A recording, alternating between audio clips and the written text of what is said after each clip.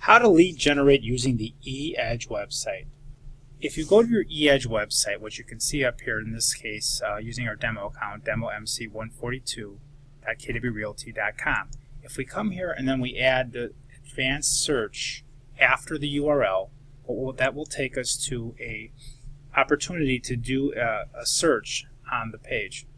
So we can fill out the different information here for whatever search parameters that we want. In this case, I'm just going to pick Orland Park.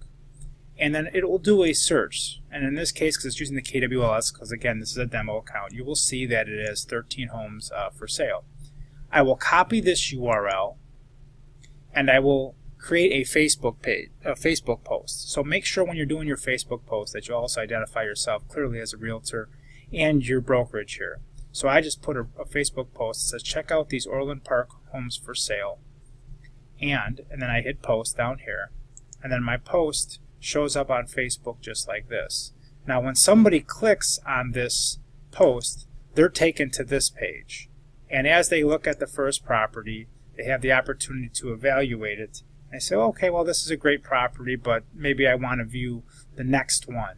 And then when I click on the next property to view, this is when it's going to pull up the lead capture and force them to register. This is required of the eEdge website. This cannot be changed. So you get one property for free, and then it does make you register. You can also have your clients or the potential clients register with their Facebook name so they can feel more comfortable using that.